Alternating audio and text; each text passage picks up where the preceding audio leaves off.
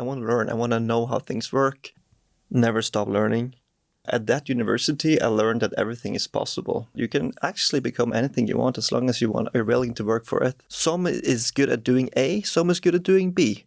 But we need a full alphabet. I prefer working with fun people than smart people, to be honest. I had focus on security. That was a much bigger scope, much broader canvas to work on. And I felt it was infinite amount of technical challenges.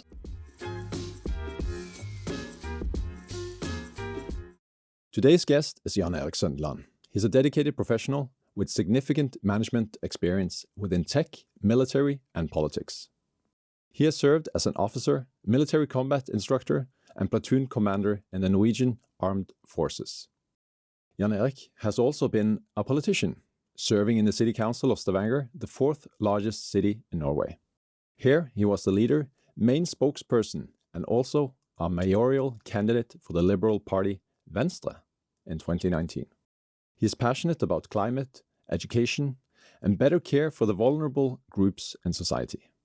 Since 2021, he's been the CEO and co-founder of the Norwegian cybersecurity startup Ivolv. In this role, he is spearheading the company's mission to demystify cybersecurity and help organizations build effective protection and resilience against cyber attacks. And now, dear friends, my conversation with Jan Erik Søndeland. How are you? I'm fine, thanks. I know you're a busy guy now as the CEO of Ivolv, but let's take it from the start. You originally come from Sola and went to NTNU to study communications technology. What led you down that path? Oh, I've always been fascinated by technology. I think one big moment was when I heard it was possible to have internet connection all around the clock, as much as you wanted. And for some reason, it was suddenly possible to have it not on like dial-up, ISDN or modems, but like through the same cable we had in our street. Suddenly, by some kind of magic, it was possible to be always connected without disturbing the phone calls. And then I started thinking like, how is that even possible? I couldn't like imagine or picture how it was possible. So, okay, access to infinite amount of internet to download MP3s and all kinds of stuff I like to do. I think that was the spark that sent me in the direction of communication technology studies later. All right. And for you, why was it NTNU, or why would you sort of choose that school over the other ones? I think, like many things in my life, it's been a bit coincidental. I had a good friend of mine who had decided to go there. He was going to study geology and petroleum science.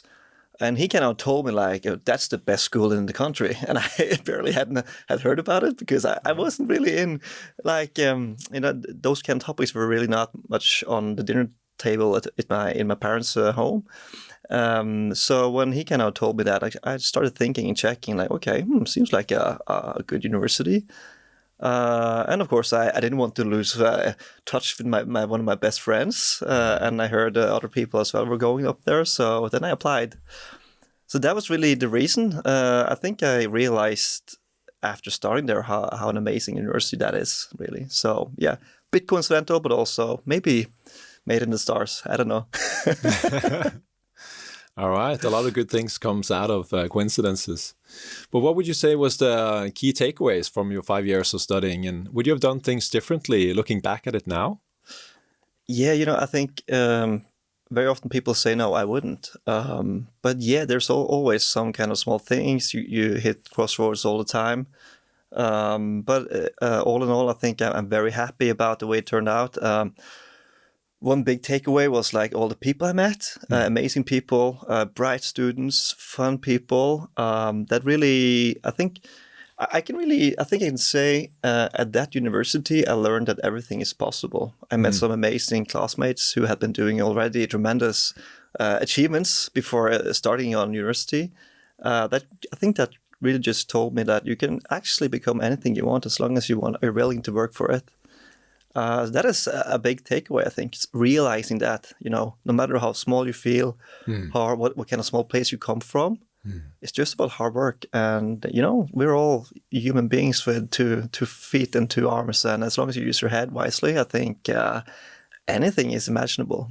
Yeah. Definitely a great takeaway. Perhaps you could take us through your next career steps after university. What led you to make the choices that you did?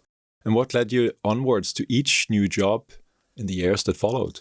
Oh yeah, that's a big question, depending how much what time we have here. But I think let's start off with my first professional job, which was in Accenture. It's a technology company. They're global, worldwide, present also here in Norway. I had a summer internship with them the last summer before graduating.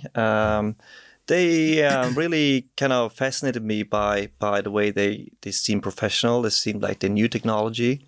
They had a very professional approach to how they take in graduates. They have mentoring programs, stuff like that. So I figured, I want to apply for that stuff. And during the summer internship, I got a really good impression. Worked with real projects with smart, clever, intelligent, and even more senior people than myself. So in the end, they offered me to start off there a year later when I was graduating, and I said yes, and I didn't regret that. Again, a very good starting place for a graduate, learning to become a professional and adult, and also deliver on your commitments. Yeah, good place. So that was good start in the professional work life. Yeah. What happened then? Yeah, what happened? I realized, okay, so I was put on a project for a big telecom company in Norway. We were working on introducing a new service discipline that was on IP technology, IPTV, in fact. And my role in that was to kind of help out with business processes, enabling sales, enabling service delivery, supporting all the technicians in rolling out the services. And in that, I found myself kind of in between of people and technology, kind of trying to translate technology into something understandable for even an end user, setting up processes. But I found, I felt I was too distant from the technology. I realized, okay, shit, I studied technology now 5 years in the university, but I'm not hands-on. I cannot just on top of the wave and kind of pointing direction, but I'm not really in hands deep myself. And I felt that was missing a bit. So long story short, that made me leave the company, leave Accenture, as they didn't really focus on those technologies. That was my highest interests here back in Norway. So that makes sense. Yeah. And then I started working for the national TSO, transmissions system operator, like the big Norwegian energy company, you can say, that is transmitting power across the country, connecting all the utilities. And my main task there was really to be the security department's focal point on a new project they ran to kind of actually replace the whole power grid system.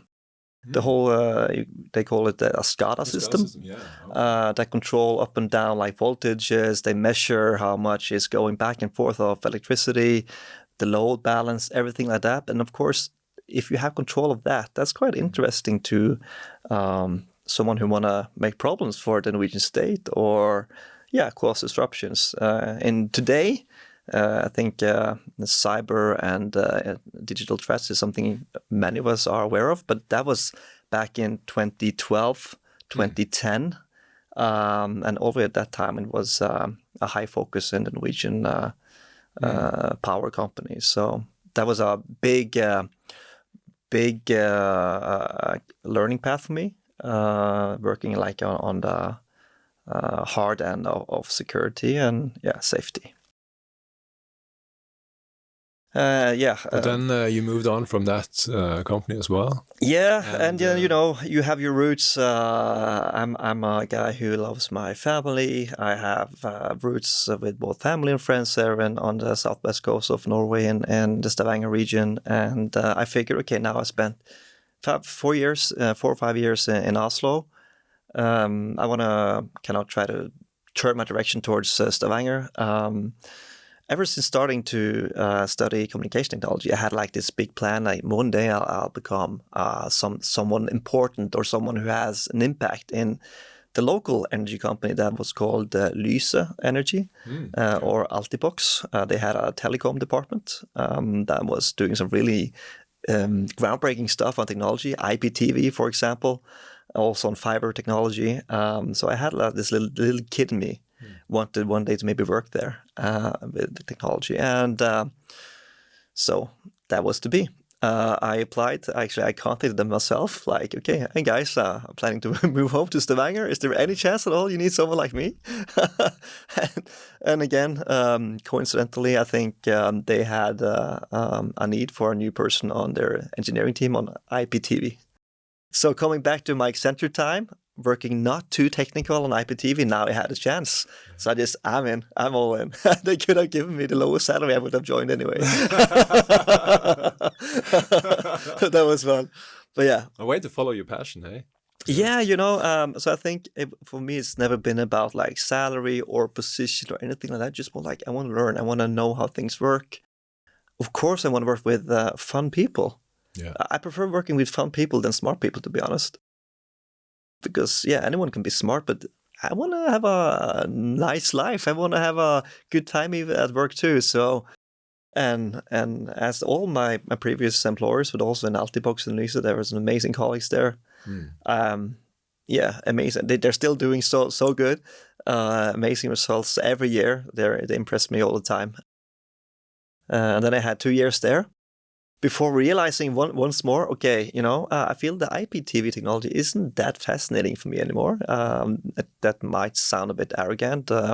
That's not the point there, but it's just I felt my profession in Statnett, the Norwegian TSO I was working for previously, where I had focus on security. There was a much bigger scope, much broader canvas to work on, and I felt it was infinite amount of technical challenges. So that led me to looking for something else, and then I ended up in Segal, which is IT service provider, specializing mostly in the energy sector, and notably the oil and gas sector here in Norway and globally. Now they're a global IT provider company. So then I got to work coming back again now to my starting profession. I got to work with securing oil and gas rigs from cyber attacks and such. So yeah, again, amazing people, some of which are still my colleagues today in my current company. And that is Ivolv Cybersecurity. So yeah. And that adventure started in 2021 or what that was in 21, yeah. I think I spent, 7-8 years in Segal. And 2021 came. Some of my former colleagues there had decided to quit Segal and start their own venture on a cybersecurity company, and I was so lucky to be asked for them to join them, and as the CEO and co-founder, so I was invited to join from the first day. Very grateful for that opportunity, and also I'm humbled by the fact they asked me to become the CEO. I had never imagined to be something like that ever in my life. But just like I learned through my life so far, I think anything is possible. It's not like it's not magic, It's just a lot of common sense, Use your ears more than your mouth. I think sometimes, listen to your customers, listen deeply to your colleagues, value their opinions, and try to strike the smooth balance, taking us forward. So. Oh yeah, that's been 3 years now, an amazing journey so far, and I'm still learning. So, yeah, it seems like a really exciting adventure. But you've also had other adventures. For instance, you've spent some time in politics. And at what time did you get into politics, and how did this come about? What motivated you to choose that path? My passion, when I see something that I feel is wrong or suboptimal, I get this inner urge to try to fix it, or tell someone else, can you fix it? Who's in charge of this? Can we please, I cannot sit still and just watch a ball rolling down between the chairs. I can really relate to that. Yeah. I'm getting like, oh no, how? So again, coming back to when I moved to Stavanger from Oslo. In Oslo, I had been using public transport every day, commuting back into work on the metro. I read books, listened to podcasts maybe, had my little breakfast pack along, and feeling so effective. I was environmentally friendly on my commute. And it was just an amazing way of living in a large city. And then I got back here to the Stavanger region. I find myself having to move myself 16 kilometers from Sola, where I was living in the start, and to mayoral, which is a district in Stavanger, to the Lyse headquarters. And if I wanted to travel by public transport, I would have to take 2 or 3 buses. And it's ridiculous for 16, 17 kilometers.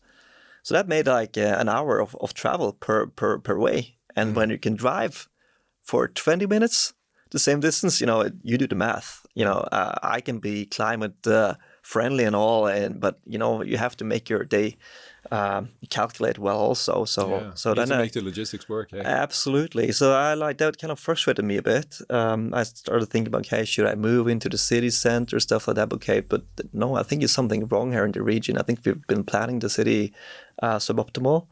And then I was discussing this, coming back to my friend who one time told me that the university was the best one in Norway, the NTNU. The same guy, in fact, I was in a car with and another guy, and we had been in a traffic jam. Was a Sunday, we're driving home from a cabin trip, and we're stuck in traffic. And the discussion started. Okay, so. Oh, here we sit again. We're wasting our time along with thousands of other people. How is it possible we cannot even construct a road that is giving room for this very predictable traffic we all know is going to happen every Sunday and every Friday? And then I added, yeah. And do you know, guys, what? I want to travel climate friendly in Stavanger, but it's not possible.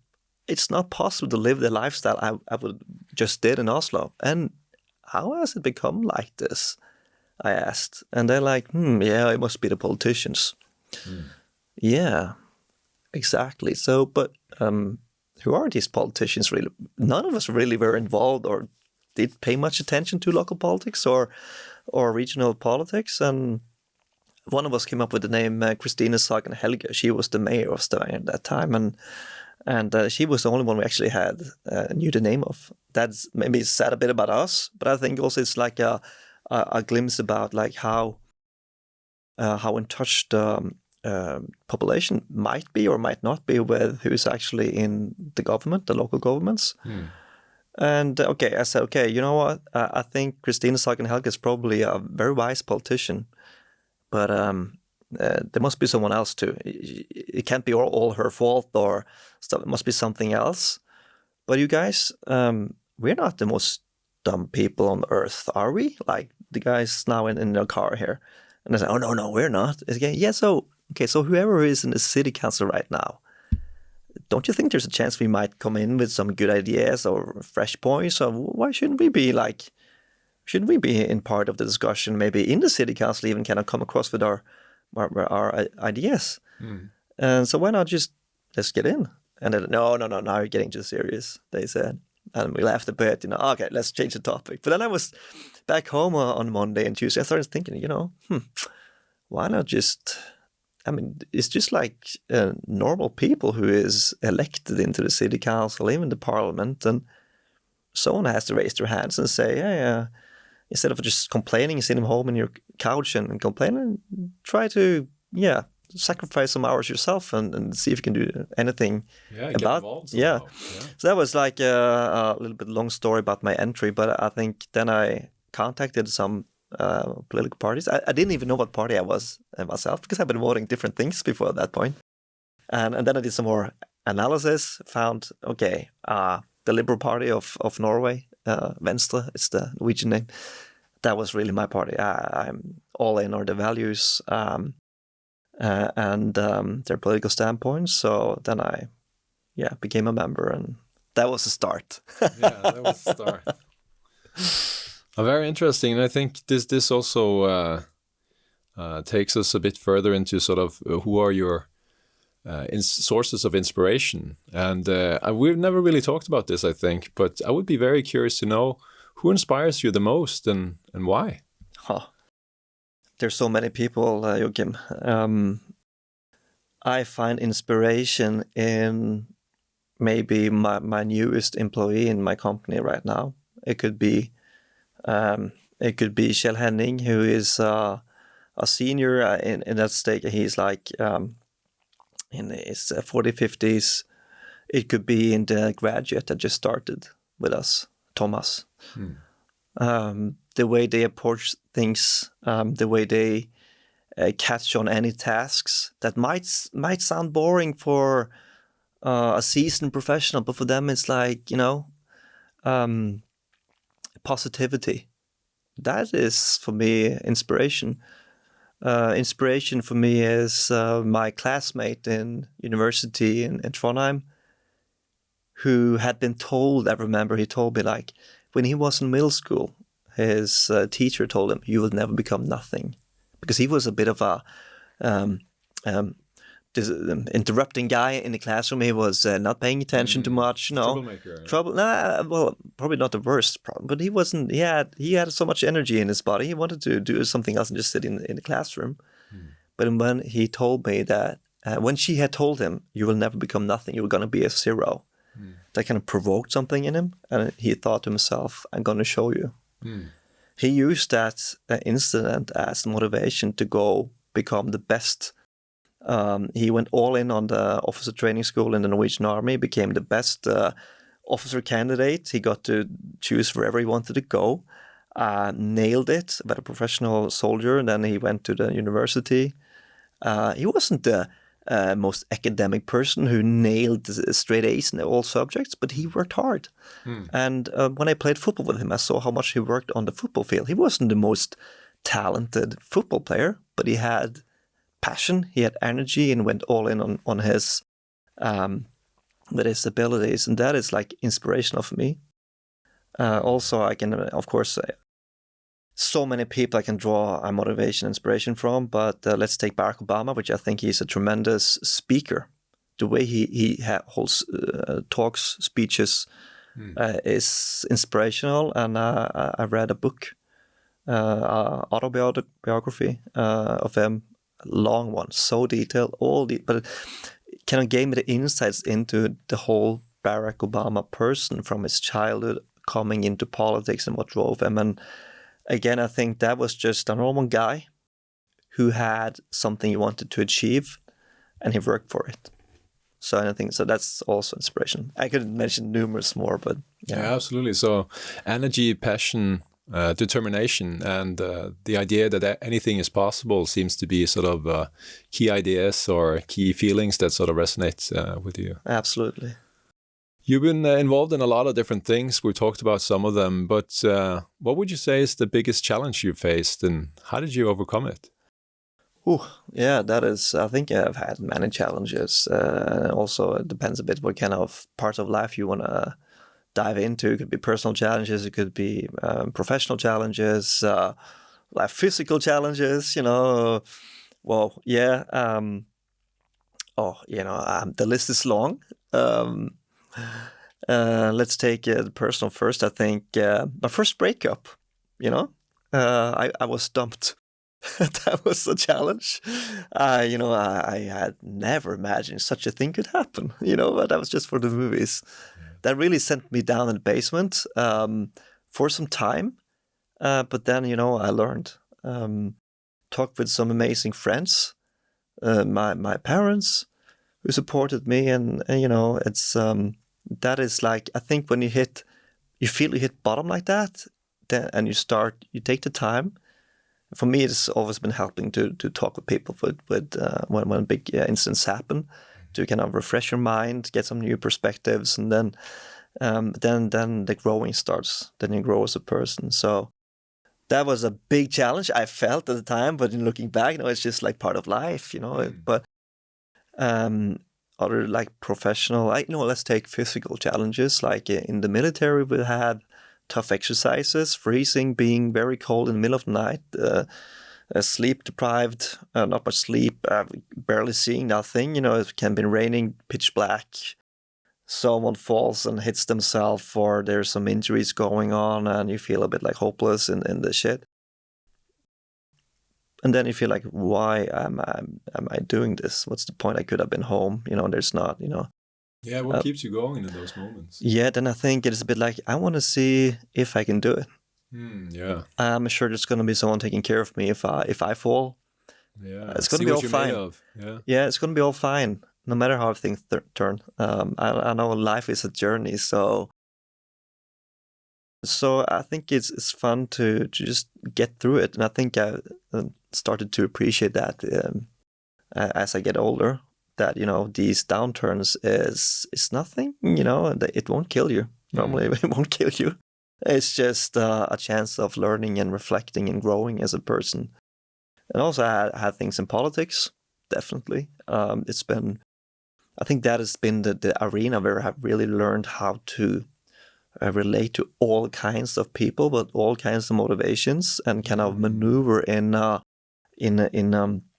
world where you have to be a bit cautious, I guess, because I wouldn't say you have to watch your back, but people have different motivations, and it's coming from a good place. I have to add that, I would say 99% of all politicians, they're there for the right reasons.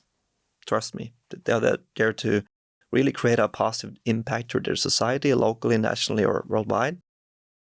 But the means to get to the position to actually do that change or impact is sometimes there's opportunity to take a shortcut. So I was facing crossroads where I could have taken crossroads, but that would have been across my values. So for me, keeping relations, I was never gonna backstab a friend. No, I can't do that. Okay, coming back to challenges, yeah, I've been part of nomination processes where there are different candidates trying to get lifted up as high as possible or on the candidate lists. That can be a bit tough and brutal. But nothing you die of. It's just part of that game. So if you keep that in mind, I think you don't drain yourself in the challenge. And lastly, in my job now, being a CEO of a startup is giving you different challenges at different points in time. And the first day is like, okay, how do we get income at all? Like, how do we finance ourselves? How do we get food on the table for the few people we are? Then we grow. You employ new people. You feel maybe even more for them. Like, they were not part of the initial group, so they really need to be taken care of. They need to have their salary. They need to have job safety. And then as the organization increases in size, you need to create structure, processes. Maybe someone needs to relieve some of their responsibilities, split up and share. That can be challenging for some. But as long as we talk well together, we understand each other, we are open, have the cultural you create a space of safety where you can actually speak your mind. And no matter what person you speak to, what level or who it is, what background or history they have, as long as we feel safe with talking with each other, I think everything is. We all have common sense, so then we solve things. Yeah, I think this is a good segue into my next question, which is about sort of how do you handle criticism. And I will imagine that in a lot of the different situations you've been into, from politics and now, building a company from the ground up through Ivolv, there will be a lot of disagreements along the way, and people will have their opinions. So for you, how do you handle criticism? Well, I think I think I have a two-sided answer to that. I think I have to be honest and say, I think everyone should be honest in this. I think it's the same for most people. Like, getting criticized for something. If you put your effort into something, you did what you felt was the best you could, and then you criticize, it doesn't feel really good. It is a bit uncomfortable. But then I think, and that is something also I think as we mature and get older, we appreciate more and more. Like, that is the opportunity to learn. Because if there are 10 people in the room and there's only one person who is kind of criticizing you for something, well, I assume that is because this person actually have felt there was something suboptimal coming from that person's perspective. They might not all the reasons why you said or did what you did, or why the result became like that, but I think it is a signal of something that you can improve. and you can agree or disagree, but I think I appreciate more and more these signals, and I really want to always make sure everyone in the room, everyone in the hall feels that I'm doing my best as I can to kind of fulfill what they expect from me. And yeah, no, I'm not perfect at all. Not at all. I will never be. I think no one will ever be, but we can all, at least promise to do our best and be humble and hail criticism, because that is opportunity for growth. Absolutely. I would say feedback is key, and it seems like you're incorporating those kind of feedbacks quite well. How do you define success, and has your definition changed over time, would you say? And perhaps you can describe a moment that changed your perspective in that regard. Yeah, help me back on track if I pivot off now, but I think definitely must have changed over time. I think when I was a kid, probably I defined success as the player on the national team in football, or someone who held some kind of position or had a billion in the bank deposit, you know. But no, I think for me, a success is a combination of two things. It is your effort, the ability or willingness to be determined towards some kind of goal. And then also striving, working hard towards that goal. If that gives you the gold medal or the silver medal, it's not really important, but you went for it. And of course we will say, yeah, Erling Braut Haaland, a Norwegian football player, he's successful. Yes, he is. He's an amazing football player. But I'm sure I will tell you he has been working for it. Yeah, he had probably some good DNA from his father that was also professional football. But there is a lot of professional footballers that has kids that is not successful. So there's no free lunch. So for me, success, setting a goal, going for it.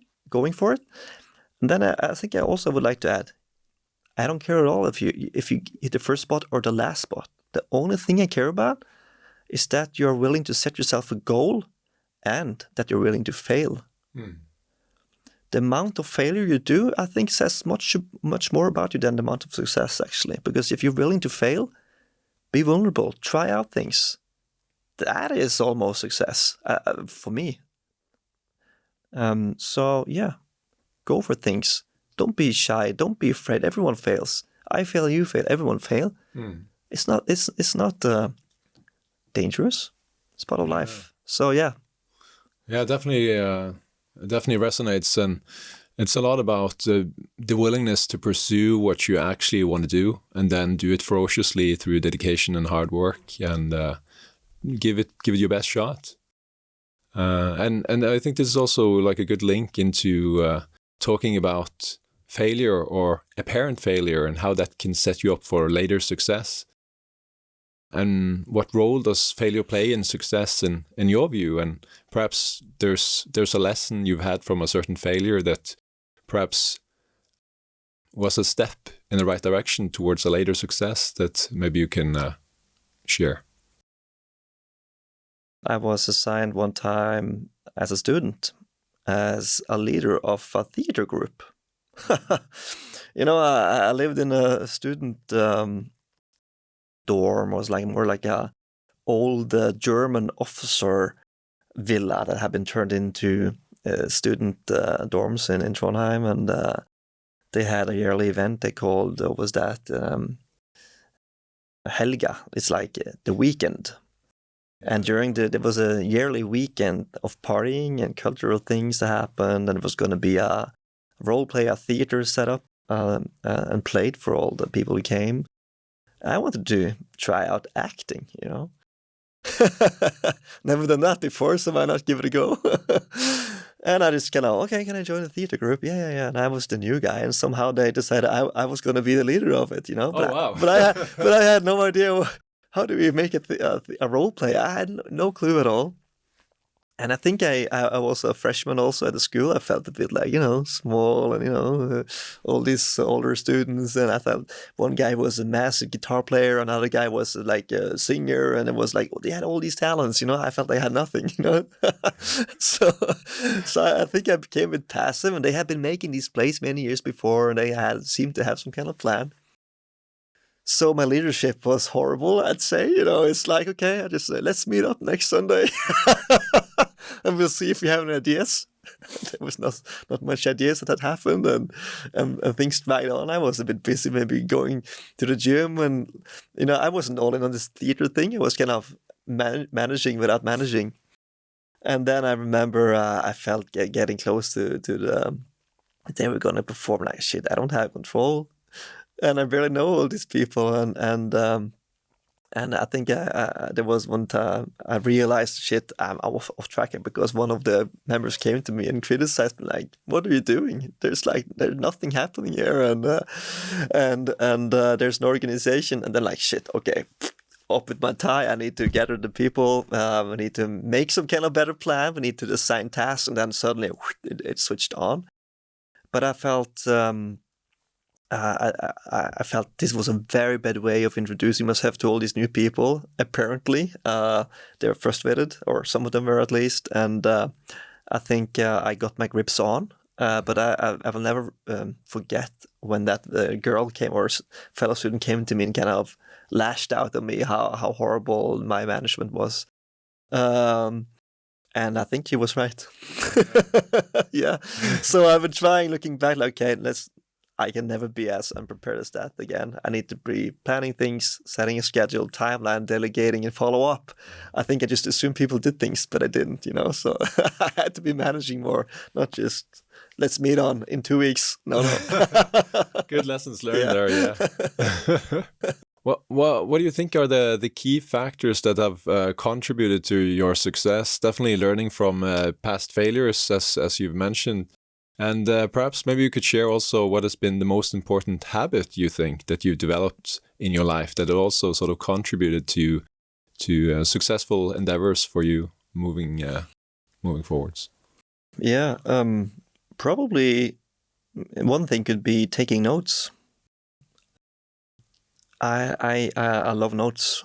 If I read something, discuss something with anyone, could be on a bus, in a grocery store, at work, or somewhere else, in the gym, meet some people, and they, I write it down. I can't go around and remember everything. So a calendar and notes, that makes me remember everything, kind of, or it seems like I remember everything, but of course I wouldn't without these tools. And just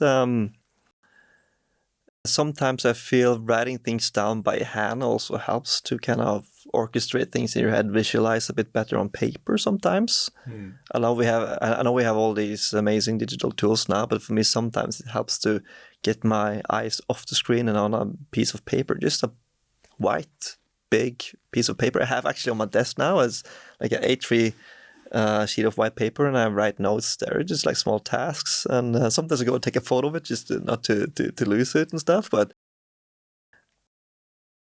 it's about structure and organizing your time and remembering things. And that was, I think, came very clear to my mind at the university. I saw how my fellow students were doing things. They were so structured, like amazing people, and I learned a lot, I think, indirectly just by watching them. And I think I took on some of the things myself.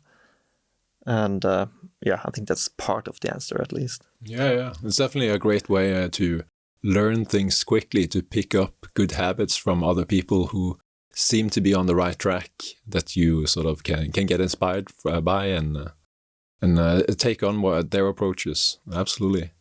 We've touched on this briefly earlier, and we've talked about leadership, and you mentioned your experience from that theater group.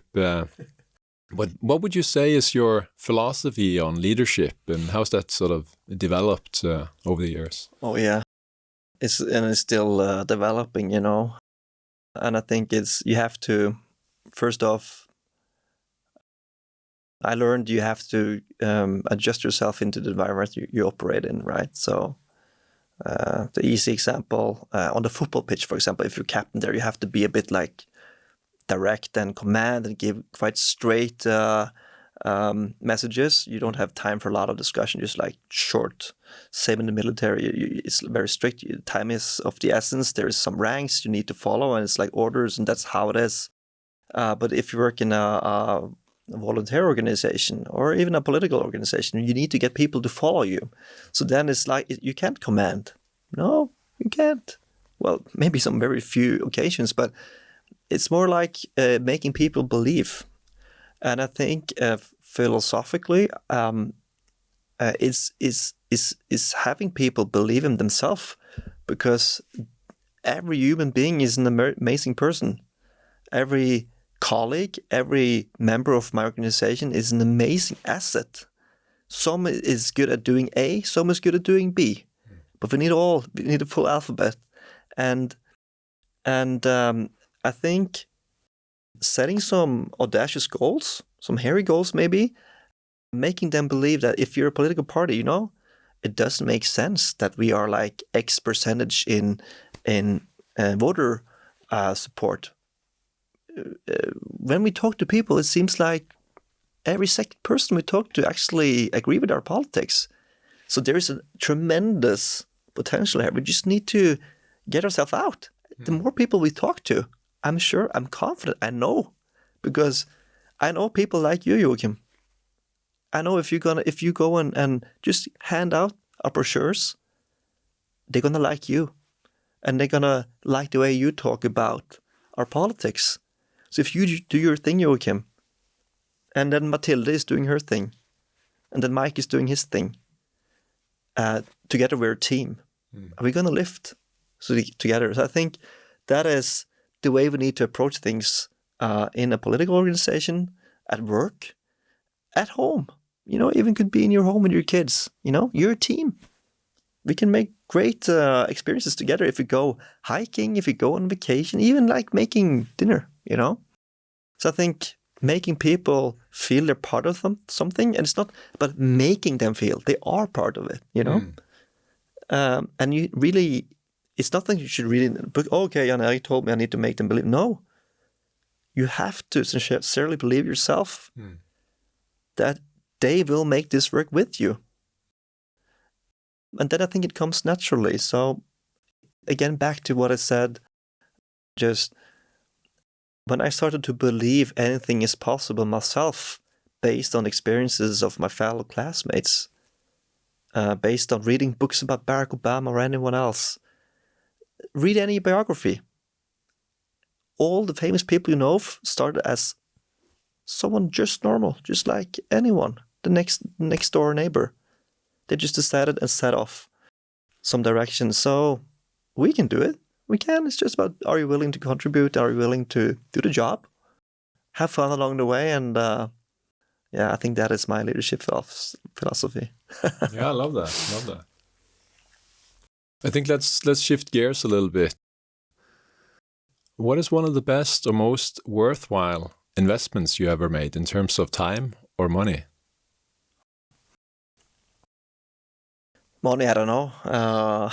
It's could be a simple thing as my watch, to record my health status, like Sure. heart rate, kind of watch over me if I don't train. They may start complaining a bit, or even record my, could be push-ups, could be my lap distance, and just like having this little fellow on my hand. That is, I think, it could be a costly watch, but I mean, compared to the health benefits, I think it's one of the best purchases I've made.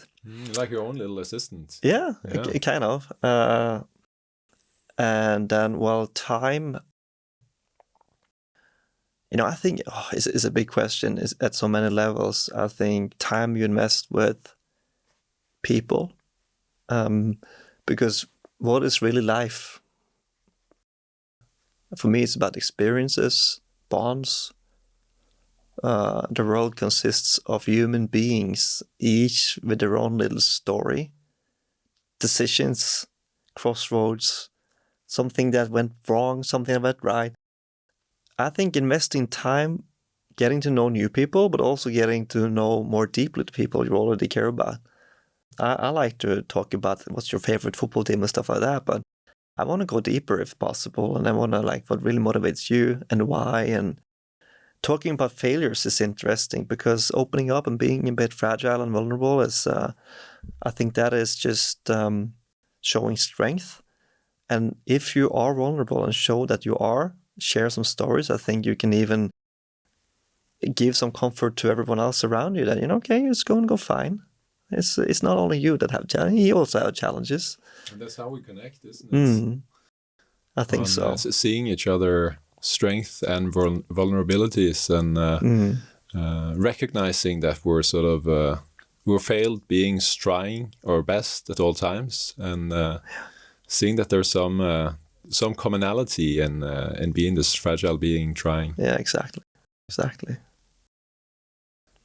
I have a philosophical question I wanted to ask you. You can take it any way you like, but what important truth do very few people agree with you on?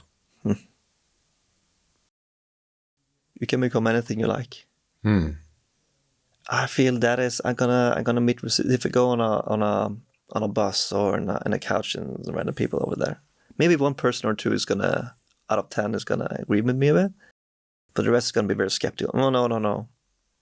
I can't become, and then it's like billionaire.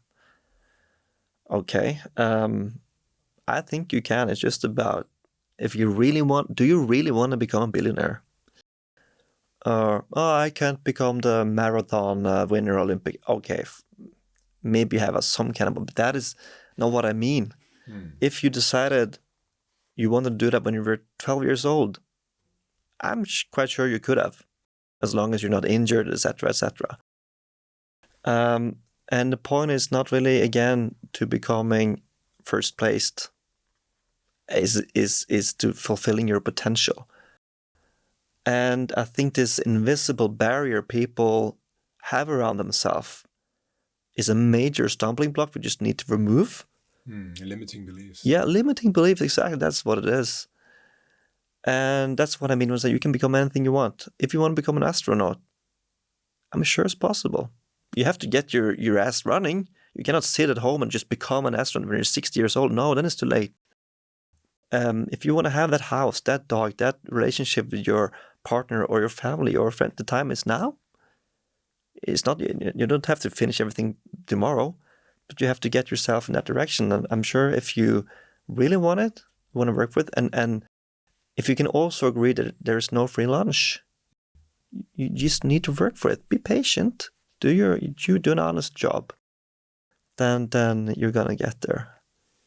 Yeah, I also have the sense that there are some portion of people who will not buy into the idea, and there's also one portion of people who will buy into the idea but not be willing when push comes to shove to actually do the work that's involved. So you definitely have at least two segments like that. Yeah, and I think that is all fine. But then they just realize, maybe I don't just want it enough. Because now I'm sacrificing something to get there. Then maybe you hit the mark. This something is as long as I want to go. Yeah.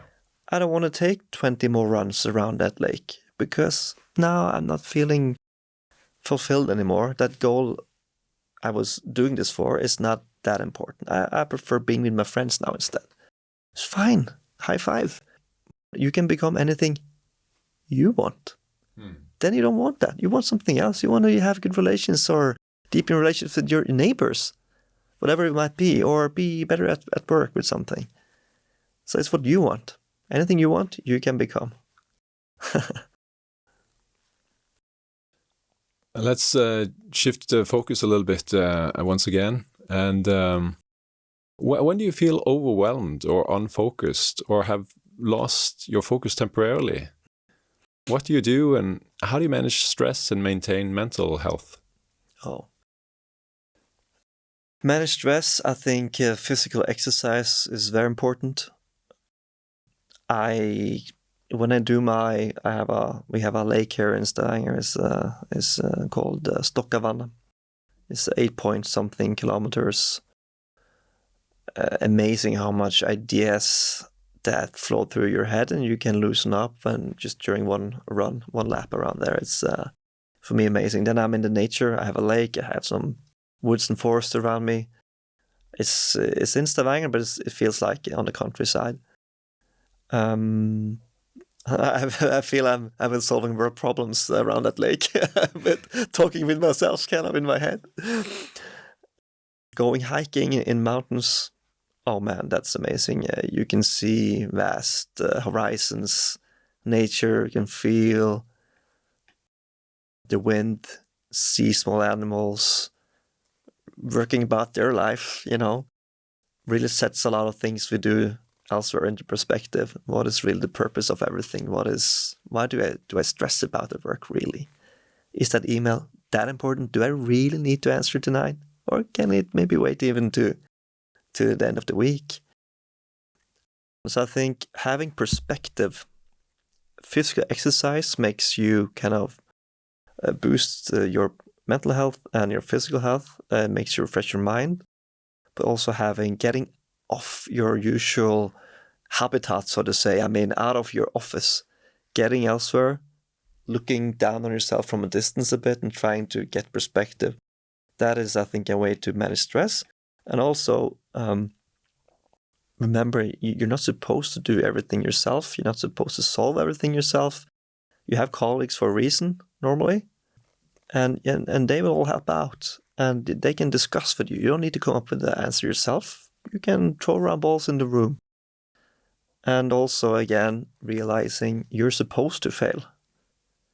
I think when you raise the bar so high that you say to yourself, I'm never going to fail, then that is going to cause you stress. Life is about winning something and losing something. So just, I think there was this book, The Subtle Art of Not Giving a Fuck, or something like that. Don't give a fuck, You're not going to jail, no. Don't rob a bank, please no. But, as long as you do an honest effort, let people know when you need support. Don't sit with your problem and bury yourself. Go and ask for help from a friend, from a colleague, from a neighbor. Then I think that is, for me, stress relieving, and I think everyone else should, lower the bar a bit. Don't ask so much of yourself. Don't do it. You're supposed to live the life too. Absolutely. Yeah. I love that answer, and I definitely also appreciated the book by Mark Manson. We'll leave it in the show notes, and there's also even he also made like a documentary of the book as well, which is also great to see for those who may not be that much into books. But yeah, I really appreciated that those insights. What would you say is the most important skill you've developed in your career, and why? It's, I think, compassion, maybe. Listening to people and really listening. I think maybe the ability to put yourself in that person's shoes, no matter the background of that person. I think when I was in the politics, I talked with so many different kinds of people, normal, people living in the city, all kinds of backgrounds, with a job, without a job, with perfect, so to say, seemed like from the outside life, and those with all kinds of visible problems, health-wise, job security, no job, mental issues, all kinds of challenges. Some are unfortunate to have. And when you talk with these, they're still reasonable people. They still have the same hopes. The so-called successful people still have their challenges. It just might not be as visible. And just, we're all the same. We're all worth the same. So if they criticize you for something like your political standpoint, put yourself in their position. Think about how might I have come to this conclusion that you're wrong, or why do they value something else? Okay, maybe it makes sense. For example, I'm a climate change. I want to fight climate change. I want to have a greener world, take care of the nature, etc. But I can understand it is easier for me to have that perspective when I have house when I have a job, I have income, I have food every day, I feel 100% safe. Whereas if you don't have a job, you'd rather take a job and have food on the table than fighting climate change. 100% understandable. So I cannot be offended. Instead I have to, I need to help fix some basics. Then they will come and join in as well. Of course they want to have a clean world. Everyone wants to, if their other needs are fulfilled first. So I think, coming back, compassion and having two big ears, listening and really taking in and reflecting on what you're saying. Don't go defensive. I would say, there's only good people. If someone is doing anything that we think is bad, it is for some kind of reason. We are born good people, everyone. So let's help everyone become good every day. Absolutely. Speaking like a true mentor. And speaking of mentorship, what role has mentorship played in your personal and professional growth? And what is the most significant thing you've learned from a mentor? It is about believing yourself. That, now you might be a young person, you might be new in this job, or this is a new field for you. Having someone senior telling you that you have everything that is going to make you excel here. You have the abilities. Yeah, I know it's going to feel a bit challenging right now. Might seem complex or, such a big pile of tasks. How are you going to manage and maneuver? Then having someone saying, I know the feeling. I know I was there one time, and you have everything. You just have to make the work. You have to do the work and come to me and ask for advice, and I will give you some pinpointers, but you have to do the work yourself and try and fail a bit. So I think I had some good mentors in my first job in Accenture. Really kind of laid out on the table like the spectrum of abilities you should kind of have and develop. I had a mentor in Segal when I was there. One of the founders of that company, inspirational guy. And he taught me things about leadership, perspectives on culture.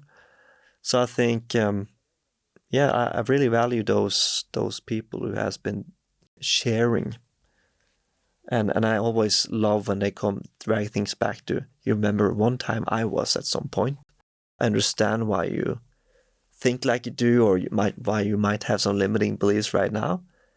I was there, but I walked the path. I fell down a bit, and now I became there. So I did it. You can do it. So those kind of mentorings I value a lot, and as so many books I've read of people who have done tremendous things, and it's kind of, I think that's the same story that comes back every time. They all had doubts. Football players, astronauts, military personnel. It can be politicians, business people. Yeah, they stumbled upwards. There wasn't a clear path with all-in victories all the time. No, it wasn't. So, yeah, I find mentoring even just by reading. Yeah. I can relate. I definitely have found mentorship in a lot of various biographies and autobiographies as well, and in some cases documentaries, where you see the humble beginnings, how winding the road has been, and how unclear it has been during the journey, and only in retrospect it seems sort of obvious for many. But during the journey, it's difficult, and it's just a whole bunch of different decisions along the way, and trying to stay committed to that vision or that goal that you keep in your mind. I think I had to add, Joachim, it's not everyone who's fortunate or kind of who got their mind on the idea of joining in any military unit. But if you do, there is also a chance to apply for maybe officer training school. And I think, I don't know all the countries, how they operate, but I think it's basically more or less about the same models. And it's if you go on the officer training school, they are really good at mentoring. They really go all in on you, and they will tell you all your failures. And then you have to be ready for that, right? In that day, you did that, or today, 2 hours ago, you seemed very, you seemed a bit unsure what you were doing. If you're going to command a platoon firing bullets, you cannot show uncertainty, So today, Jan Erik, when you held that lesson, you seemed, people started feeling unsafe because you hadn't told them where the medic were located, for example. Okay, shit, yeah, ooh. But then you were good at this and that, but next time you have to improve this. Otherwise, you're not gonna. Okay, so can be really hard feedback, and it's nothing like going about. Maybe you can try. No, you have to. There's only one way. You have to get this fixed.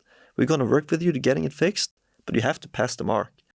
And I think the way the armed forces work with personal development and analysis and continuous feedback is amazing. I would have loved to see that also in the industry, in the professional environments, but unfortunately, I think the whole population doesn't seem like ready for that. You have to do it in a bit different way. It is all possible, but you just have to use a bit of more time, maybe, and different tools, different way of messaging.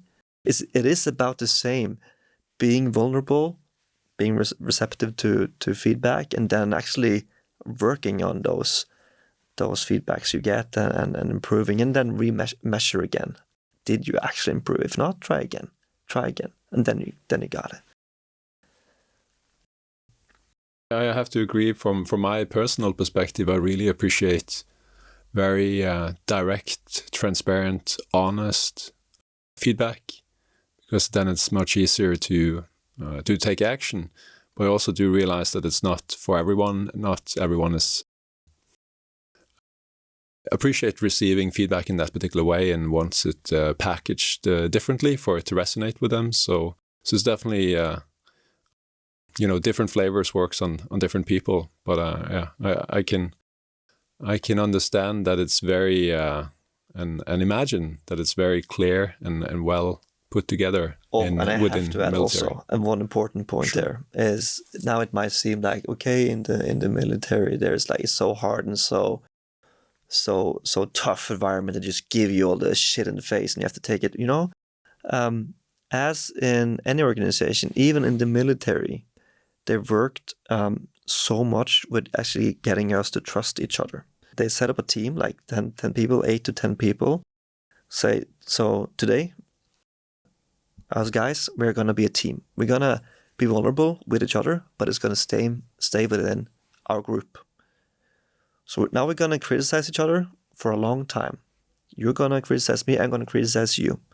We're going to share, but whatever is being said in this room, in this tent, or in our group, is going to stay here. So then you can be sure that nothing is slipping out. And then you can be more transparent. Then you feel safe. So I think, coming back to organization, as leaders, if we want to develop people, we need to create that feeling of safety. Space, Then it doesn't really matter if you're criticized as much, because it's not going to be used against you in any way. It's just going to be used for you, developing you, and you're going to be given the opportunity to also give feedback the other way, not as a response, but in another occasion. So I think, yes, safety. We need to feel safe. Then we can develop. No, that's a really good point to add. It's definitely creating that safe space, and I think finding what leads to a safe space in each particular case, in each environment, would be key for people to figure out. Yeah, I think maybe if we circle back to your main focus area these days, cybersecurity, what advice would you give someone just starting out in your industry? As a professional in cybersecurity, I think curiosity. Maintain your curiosity. Never stop learning. read up on cyber attacks. What happened? How was it possible? And not just read the news, really go deep, analyze the technological aspects on it. What was the attack technique that was used? Was it a mix of technical tools and measures, and was it combined with human manipulation, or what was it? And then you look at the defensive side. What could have been done to stop or prevent or limit the danger, the attack when it just happened? Every cyber attack that is, you can say, successful, that actually comes through the wall, has its own little story.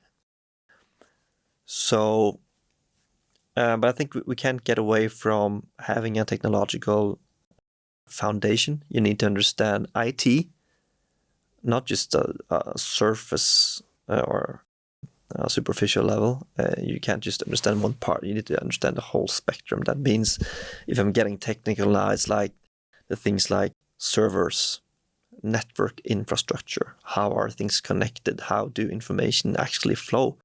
It's not just internet. It's not what is actually the internet built up on. What is the building blocks? What is making information flow back and forth? And what is making it stop? And what is making it pass? Is technological components. So learn the basics. You don't need to be expert, but just you need to understand how everything is interconnected, and then you can understand and get into how cyber attacks go about and how they're stopped. Yeah. Good piece of advice, it seems. Knowing the basics and understanding the history of various attacks, yeah. What have you found to be the most effective ways to enhance your learning and memory, do you think? You mentioned earlier note-taking as one of your approaches. Anything you would like to add in this context?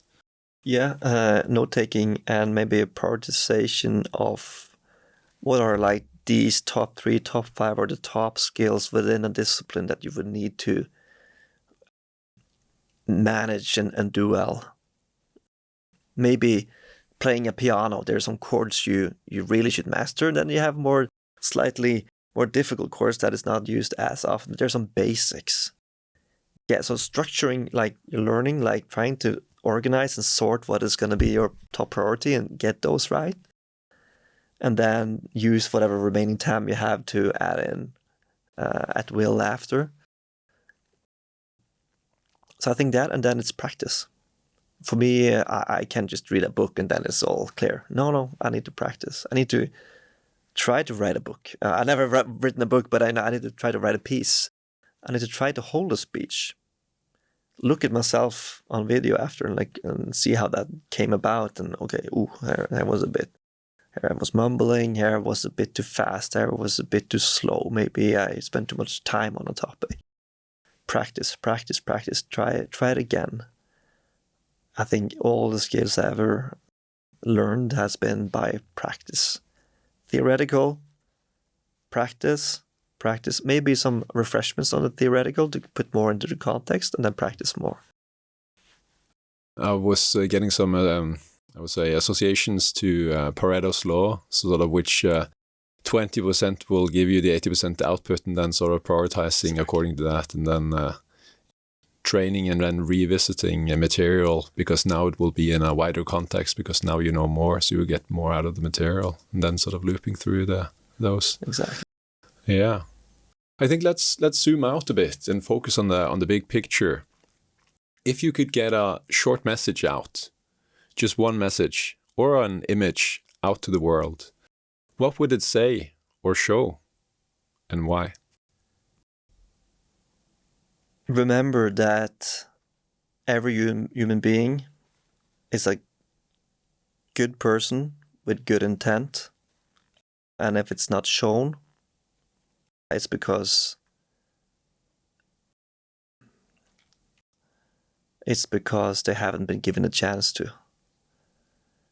Something like that. Could have been phrased differently, I think, but I'm thinking about all the wars and conflicts we have. It can be very easy to point at some certain leaders and say that and that person is a horrible, And for sure, I give you that if you think so. I mean, but I mean, I always would like to say, lay down the weapons. It can sound a bit nativist. I think that wouldn't work, of course. But let's reduce tensions. Let's. Is it really important? I know this is can be a touchy topic, but is it really important what religion the neighbor has? Is it really important who owns that piece of land? Is it really important who decides if we're going to build a road that direction or that direction, as long as we can all, get the same access, get to use it? We need to have some laws and regulations. And the word revenge, it's not a good word. It's okay. Let's say someone broke into your house and stole something. What is going to be your response? Are you going to go and break into that person's home and steal back something? Or are you going to be willing to sit down and listen to that person's story, and give them the chance to maybe apologize, learn what made them come and steal that thing from you? Most likely you're going to find out it was a vulnerable person who had been having some difficult times. And I think even people who are starting wars, it is coming, a touchy topic again, but I think we all want the same thing deeply, and that is to be loved, be respected, be treated nicely. So let's stop fighting about resources. Let's stop fighting about land, religion, political views. Should be fine to have different political views, and then we go to the ballot and we vote, and let's all respect what the result is, and then we follow that. Then it's someone else's turn the next time. So yeah, I think make people, every human being is born as a good person. Never forget that. And try to be open-hearted, looking for the good in people and trying to find common ground. That's a great message. And we definitely need more compassion, empathy, and understanding in the world. And especially in these, I would say, polarized times globally. Do you ever think about legacy? And what legacy would you like to leave behind? To be honest, I think I haven't been thinking too much about it. I'm a bit like here now. I'm in the present. I'm looking forward. Not too much like what's going to be after me, but for sure, I want to be a guy who sets a positive footprint. I want people to, whoever talk about me or remember me sometime in the future, what he did today, it's got to be with a positive sign.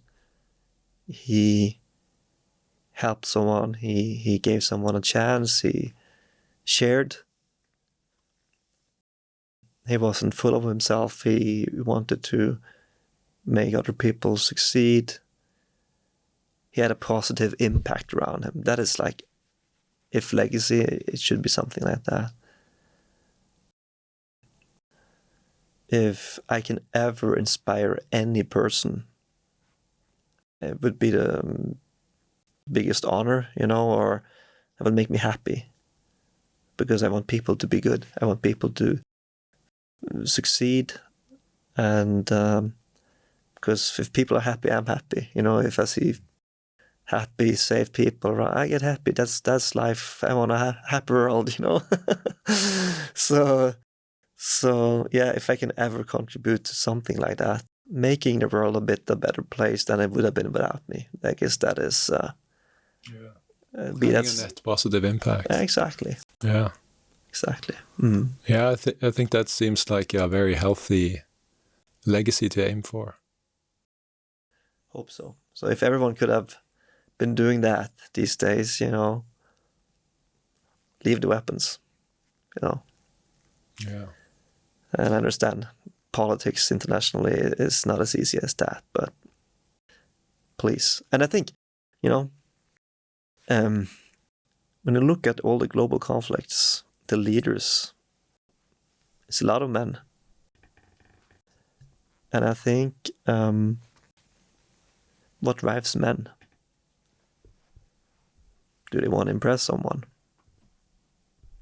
I think if the women around these men, I know it's not as easy as having them raise their voice, but I think men respect women. If women says, your partner or someone you look up to, your mother even, like, Joachim or you should think more about this and that, you will listen. So this conception or assumption some men have that is in these positions that they need to impress someone, we need to take that away. There's no need to be on a high horse. It doesn't define a war leader or a political leader. It's not the quality of that person is not defined by how much land you have taken or how many people you have put under you. It's actually more about how much prosperity, how much smiles, how much opportunity you have created, how much lives you have made grow. That is what should drive them. Unfortunately, I think it's not that clear for all the top leaders today and around the world, especially in conflict areas. Perhaps even just building on what you're saying, perhaps even they're to some degree driven by like a faulty version of what they would like their legacy to be, that they're driven too much from a distorted legacy perspective, maybe. Yeah, exactly. So, yeah, no, big topics this, but I think everyone should try to make the world a better place than it was before they came about themselves. And not for their own little family with your sister, brother, or child, for the whole community, the world community. And even the idea of country borders is for me a bit, what is that really? I feel the same way. I feel more like a global citizen than a Norwegian, because it's not very, the concept of countries and borders and, yes, we spoke about also religions and all these isms and all these categories seem very unimportant.